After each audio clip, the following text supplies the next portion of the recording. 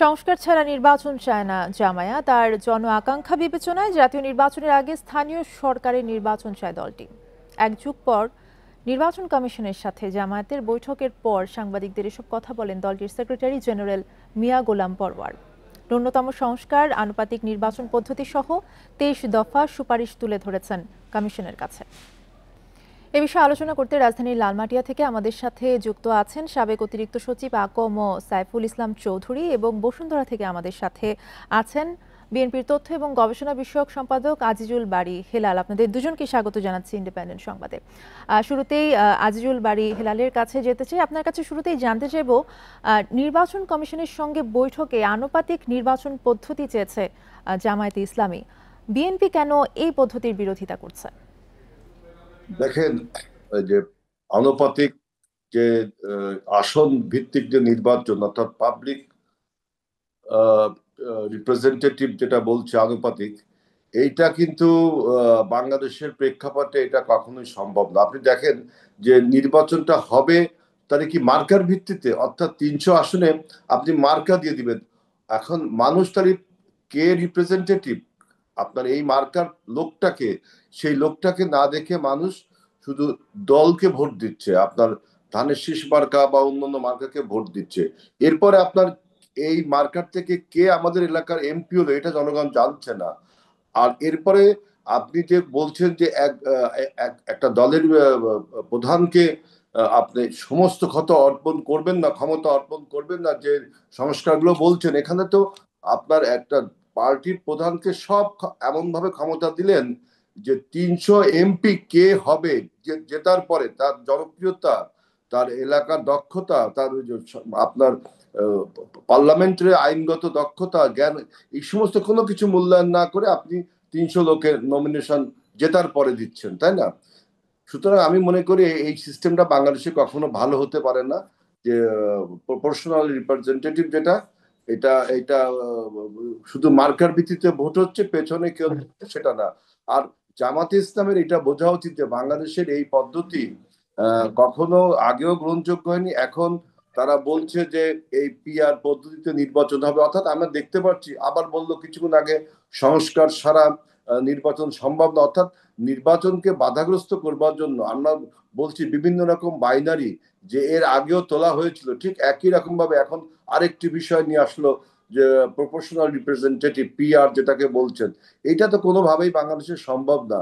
আমি তো বললাম যে যদি যিনি আমরা এমপি আমাদের সাথে হবেন আছেন তার আকম নামে কিন্তু আমাদের সাইফুল ইসলাম ভোট চৌধুরী, দেবে তার না। কাছে যদি একটু জানতে চাই, যেমনটা আসলে আজিজুল বারী হেলাল বলছিলেন যে আনুপাতিক পদ্ধতিতে আসলে নির্বাচন সম্ভব নয় আমাদের দেশে। আপনার কাছে জানতে চাইবো যে আনুপাতিক নির্বাচন পদ্ধতি এবং বর্তমান যে নির্বাচন পদ্ধতি রয়েছে, বিরোধটা কোথায় এর সাথে?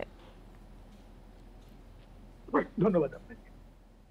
বিরোধটা হচ্ছে যে আমাদের মানুষ যেটা চাইবেন সেটা হচ্ছে আমার একজন নেতা।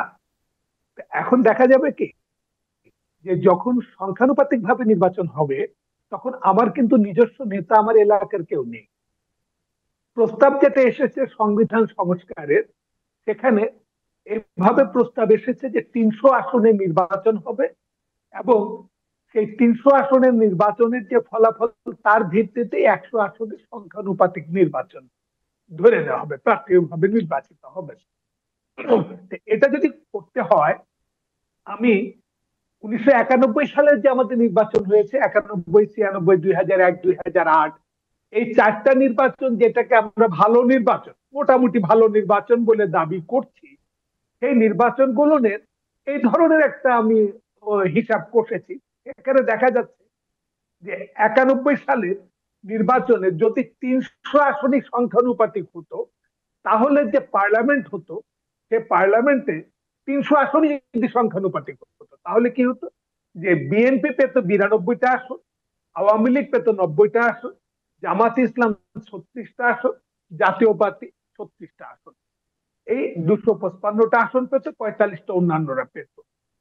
কি দাঁড়াতো তখন, যে যে কোয়ালিশনটা হতো সেই কোয়ালিশনটা, যে আপনি 5 বছর কন্টিনিউ করবার মতন কোন কোয়ালিশন সরকার হতে পারতো কিনা সন্দেহ আছে, কারণ সব সময় টানাপোড়েনের মধ্যে থাকে। আবার সেই নির্বাচনটাকেই যদি আমরা এইভাবে চিন্তা করি যে যেটা বা সংবিধান সংস্কারের প্রস্তাব এসছে যে 300 আসনে সরাসরি নির্বাচন হবে আর 100টা সংখ্যানুপাতিক হবে, তা যদি হতো তাহলে 91তে কি হতো? তাহলে বিএনপি পেত 171টা আসন, আওয়ামী লীগ পেত 118টা আসন, জামাত ইসলাম পেত 30টা আসন, জাতীয় পার্টি পেত। আমরা আবারও আপনার কাছে ফিরবো। আমি একটু আজিজুল বাড়ি হিলালের কাছে আরো একবার যেতে চাই। আপনার কাছে জানতে চাইবো যে স্থানীয় নির্বাচনের আগে কেন সংসদ নির্বাচন আপনারা চাইছেন? আমরা স্থানীয় সরকার পরিষদের নির্বাচন চাচ্ছি জাতীয় নির্বাচনের আগে, কারণ স্থানীয় সরকার পরিষদ নির্বাচন করে স্থানীয় সরকার।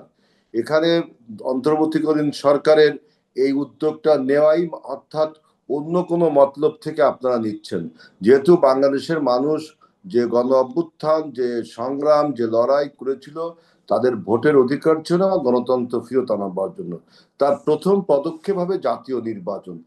কিন্তু আমরা দীর্ঘদিন ধরে দেখছি যে এই জাতীয় নির্বাচনকে বাধাগ্রস্ত করবার জন্য দেখেন, এই এই কিছুক্ষণ আগে উনি বললেন যে হ্যাং পার্লামেন্টের একটা আশঙ্কা তিনি করলেন, যে সংখ্যানুপাতিক নির্বাচনে হ্যাং পার্লামেন্ট, এটাও কিন্তু একটা ভালো কথা পয়েন্ট তিনি উত্থাপন করেছেন, যে সংখ্যানুপাতিক নির্বাচনের যেগুলো ডিফিকাল্টিস তার মধ্যে হ্যাং পার্লামেন্ট একটি। এবং যিনি আমাদের প্রতিনিধি হবেন, প্রতিনিধিকে না দেখে ভোট দিচ্ছেন। আর স্থানীয় সরকার নির্বাচন আপনার এখন যদি আপনি করেন, স্থানীয় সরকার পরিষদ নির্বাচনের 3টি স্তর আছে, জেলা পরিষদ, উপজেলা পরিষদ, ইউনিয়ন পরিষদ। এতগুলো নির্বাচন একসাথে করার মতো সক্ষমতা এই সরকারের আছে কিনা, এটা একটা ইম্পর্টেন্ট বিষয়। এবং এই স্থানীয় সরকার নির্বাচন করতে যে আমরা যেটা বলছি যে ফ্যাসিবাদের পুনর্বাসনের যে অপচেষ্টা বাংলাদেশে চলছে, তারও কোনো কুমতলব আছে কিনা, সেজন্য আমি বলছি যে অযথা জাতীয় নির্বাচনকে বাধাগ্রস্ত করবার জন্য বিভিন্ন ইস্যু তুলে তার মুখোমুখি দাঁড় করিয়ে দিচ্ছে। এটা আমি জামাত ইসলামকে মনে করি তারা অতীতে অনেক রাজনৈতিক আজিজুল ভুল বাড়ি হিলাল, করেছে। আমি আরেকটা আবার বিষয় একটু আপনার কাছে জানতে চাইবো যে জামায়াত বলছে সংস্কার ছাড়া কোনো নির্বাচন নয়। আপনারা আসলে কতদিনের মধ্যে নির্বাচন চাইছেন?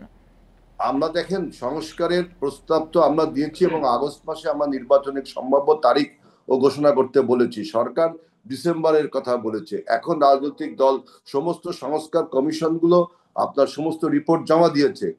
বিএনপি সহ অন্যান্য রাজনৈতিক দলও তাদের সংস্কার রিপোর্ট জমা দিয়েছে। আমি এখন মনে করি বিএনপির সাথে অলরেডি ইউনিয়ন সরকারে আলোচনা হয়েছে, অন্যান্য রাজনৈতিক দলের সাথে আলোচনা করে সরকার তার যদি রোড ম্যাপটা, বিশেষ করে তার, আপনি ডিসেম্বর নির্বাচনের কথা ঠিকই বলছেন, কিন্তু আপনার ক্ষমতার মেয়াদের কথা কিন্তু বলছেন না। একটা রাজনৈতিক শূন্যতা, অস্পষ্টতা এখানে রয়ে গেছে যে আপনার এই সরকারের মেয়াদ কতদিন। প্রত্যেক সরকার তার মেয়াদকে কিন্তু ঘোষণা করে, কিন্তু এই সরকার এখনো যদি আমি তার মেয়াদ। জনাব সাইফুল ইসলাম চৌধুরীর কাছে যেতে চাই এবং আপনার কাছে যদি জানতে চাই যে জামায়াত বলছে যে সংস্কার ছাড়া আর কোনো নির্বাচন নয়, আবার বলছে ন্যূনতম সংস্কার চায় তারা, তাহলে কি সংস্কার হচ্ছে না, বা হলে কতটুকু হতে পারে? ধন্যবাদ আপনাকে। এটা হচ্ছে যে ডিম আর মুরগি এর মধ্যে কোনটা আগে সেই প্রশ্নই কিন্তু এসে যাচ্ছে। সমস্যাটা হলো যে অনেক সংস্কারই করতে গেলে সংসদ লাগবে। অনির্বাচিত সরকার যেভাবেই বলেন না কেন যে তাদের পক্ষে এই সংস্কার গুলো করলে পারো সংবিধান, যেমন এরা সংবিধানের কিছু কথা এসছে যে যদি প্রতিনিধিত্বমূলক নির্বাচন হয় সংখ্যানুপাতিক, তাহলে সংবিধান সংশোধন লাগবে। সংবিধান সংশোধন কি আপনি এখন অর্ডিন্যান্সের মাধ্যমে করবেন?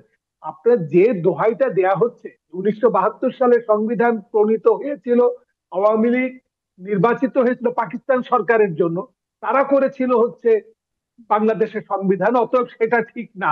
এই কথা যেখানে বলা হচ্ছে সেখানে কোনো অনির্বাচিত সরকার একটা বা অনির্বাচিত সংসদ, কোনো সংসদ নেই, তারা সংবিধান সংশোধন করবে, এটা না করলে আবার নির্বাচন হবে না। এটা কি ডিম আগে না মুরগি আগে সেরকম হয়ে গেল না?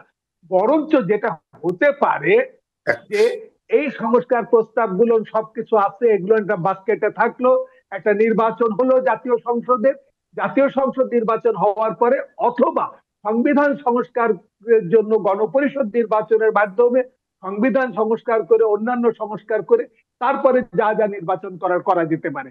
কিন্তু তার আগে যদি স্থানীয় সরকার নির্বাচনে আসা হয়,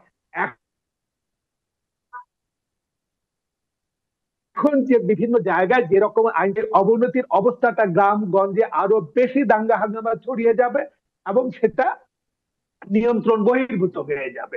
ফলে আমার মনে হয় যে একটা স্থিতিশীল সরকার গঠিত হওয়ার পূর্বে স্থানীয় সরকার নির্বাচন হওয়ার কাজটা করলে দেশে বিশৃঙ্খলা সৃষ্টি বেশি হবে। অতএব এটা সবাইকে এর ব্যাপারে বোধহয় সচেতন থাকা প্রয়োজন। আপনাদের দুজনকে অসংখ্য ধন্যবাদ আমাদের সাথে যুক্ত হবার জন্য।